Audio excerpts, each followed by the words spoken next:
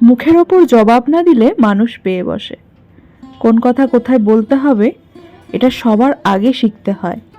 কথা বলতে জানি মানেই যা খুশি বলবো, ওটাকে বাক স্বাধীনতা বলে না, ওটাকে অসভ্যতা বলে।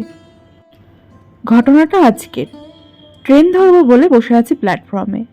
আমার পাশে বসেছিল একটি ছেলে, বয়স 30-31 হবে।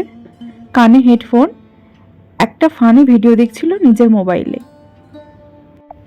কিছুক্ষণ পর মধ্যবয়স্ক এক ভদ্রলোক ছেলেটির সামনে এসে দাঁড়ালেন। ছেলেটির মনোযোগ তখন মোবাইলে।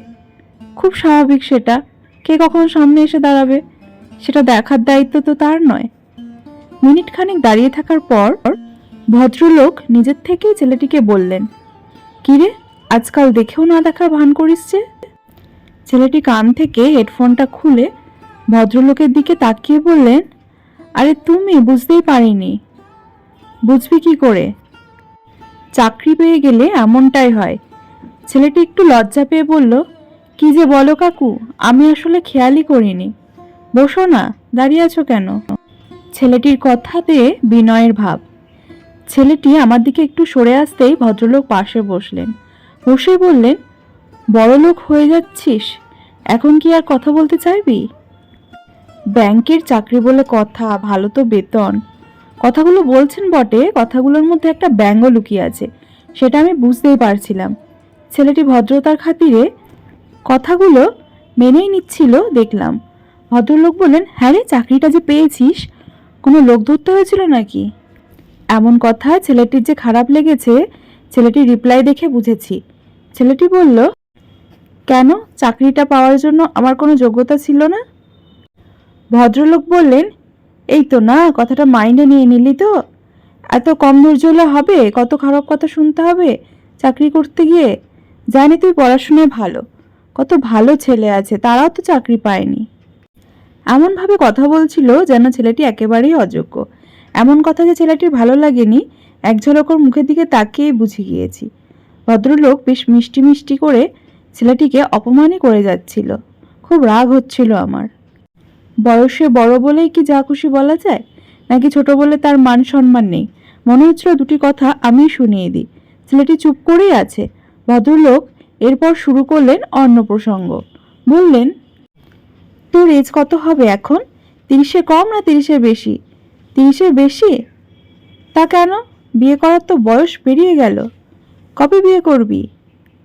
বিয়ে হয়ে গেলে এতদিনে তো ছেলে মেয়ে স্কুলে পড়তো। কতক্ষণ আর অপমান সহ্য করা যায়? চাণক্যের একটা কথা আছে, প্রশংসা তুমি যত ইচ্ছে করো, কিন্তু অপমান ভেবেচিন্তে করো। কারণ অপমান হলো সেই ঋণ যা সুযোগ পেলে সবাই সুদসহ ফেরত দেয়। এতক্ষণ ধরে ভদ্রলোকের কথা সহ্য করতে করতে সহ্যের সীমা ছাড়িয়ে গেল। সেটাই তো হওয়া খুব স্বাভাবিক, তাই না? অপমান সহ্য করার মধ্যে কোনো গৌরব নেই। ছেলেটি মেজাজের সুর নরম করে ভদ্রলোককে বললেন, কেন কাকু, আমি বিয়ে করিনি বলে তোমার চিন্তা হচ্ছে? আরে ধুর, বয়স হচ্ছে তো নাকি? তাছাড়া ভালো চাকরি করিস, ভালো টাকা বেতন পাস, তোর বিয়েতে খেতে হবে না? আমারও তো খেতে ইচ্ছে করছে, তবে বিয়েতে নয়, শ্রাদ্ধে। কবে খাবো কাকু? এই, তুই কি আমার সাথে মজা করছিস? না কাকু, তোমার সাথে মজা করতে পারি, তুমি কি আমার সাথে এতক্ষণ মজা করলে? কি যে বলো তুমি, তোমার সাথে মজা করা মানে পাপ বাড়বে। তোকে বলতে যাওয়াটাই ভুল হয়েছে আমার। ভালো চাকরি করিস, ভালো বেতন পাচ্ছিস বলেই বললাম।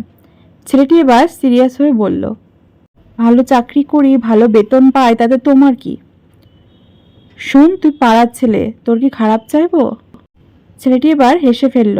হাসতে হাসতে বলল, ভাবছিলাম আর কথা বাড়াবো না, চুপ করে থাকবো। কিছু মনে করো না কাকু। তো এখন যখন আমার ভালোই চাইছো, এতদিন কোথায় ছিলে? যখন টাকার অভাবে ভালো জায়গায় পড়তে পারলাম না, টাকার অভাবে ভালো স্যারের কাছে টিউশনে নিতে পারলাম না, পুজোতে যখন নতুন জামা প্যান্ট কিনতে পারতাম না, তখন কোথায় ছিলে তুমি? লকডাউনে যখন বাবার কাজ ছিল না, তখন টুকু মেরে দেখোনি? আর এখন ভালো চাইতে এসেছো? ভালোই তো বয়স হলো, নিজের জন্য চিন্তা করো, শরীর স্বাস্থ্যের খেয়াল রাখো। আমার বিয়ে হলো কি না হলো এই নিয়ে টেনশন করতে হবে না। আমার বিয়ে হলে একটা মাইক এক্সট্রা তোমার বাড়ির সামনেই দেবো, তাহলে বুঝতে পারবে আমার বিয়েটা হচ্ছে। আর শোনো, আমার বিয়ে নিয়ে আমার বাবা মায়ের মাথা ব্যথা নেই, তোমার এত চিন্তা কিসের? পরের দিন এসব কথা একদম জিজ্ঞাসা করতে এসো না, অনেকক্ষণ ধরে মাথা খাচ্ছ।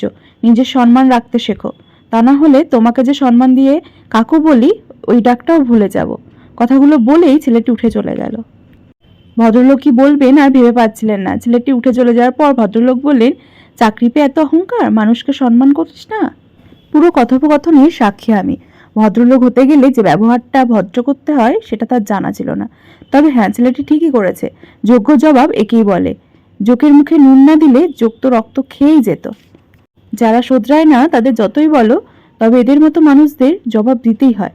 আজকাল অনেকের কাছে শুনি এখনকার ছেলেমেয়েরা সম্মান করতে শেখেনি। তা এমন কাকুদের সম্মান দেবে কি করে? যে কথা বললে মানুষ অপ্রস্তুতে পড়বে, যে কথা বললে মানুষ লজ্জায় কুঁকড়ে যাবে, যে কথা বললে মানুষ অপমানিত হবে, সেই কথাগুলো বলা বন্ধ করুন। সম্মান দিন, তাহলে অবশ্যই সম্মান পাবেন। একদম বাস্তব সত্যিকার ঘটনা, এখনকার দিনে এরকম হামেশাই দেখা যায়। তো চলো বন্ধুরা, কথায় কথায় সমস্ত কাজ কিন্তু তোমাদের সাথে শেয়ার করা হয়ে গেল। তো সারাদিন সকাল থেকে উঠে যে সমস্ত কাজ আমি করি, দেখতেই পেলে একের পর এক প্রতিদিনের মতো সমস্ত ঘরোয়া কাজ আমি সারলাম, সাথে অনেক রান্নাবান্না। তো লাস্টে ছিল ফ্রাইড রাইস। এটা হলে আমার রান্না শেষ। এবার রান্নাঘরটা একটু ধুয়ে মুছে পরিষ্কার করে নেব। আর আজকে মিস্ত্রিদের খাবার বাড়িতে বানাইনি, আজকে কিনে এনে দেওয়া হয়েছে। তো যারা আমার ভিডিও দেখো অবশ্যই জানবে আমার বাড়িতে কাজ চলছে, সেই কারণে প্রতিদিন ওদের রুটি বানাতে হতো। তো যাই হোক, কথায় কথায় অনেকটাই দেরি হয়ে গেল আর ব্লগটা বেশি বড় করতে চাইছি না। তো আজকের ভিডিওটা এই পর্যন্তই থাকলো। পরের দিন দেখা হবে আবার নতুন একটা গল্পের সাথে, নতুন ভিডিওয়। তো তোমাদের যদি ভালো লেগে থাকে তো প্লিজ চ্যানেলটা সাবস্ক্রাইব করে নিও, লাইক কমেন্ট শেয়ার অবশ্যই করবে, আর এইভাবেই পাশে থেকো।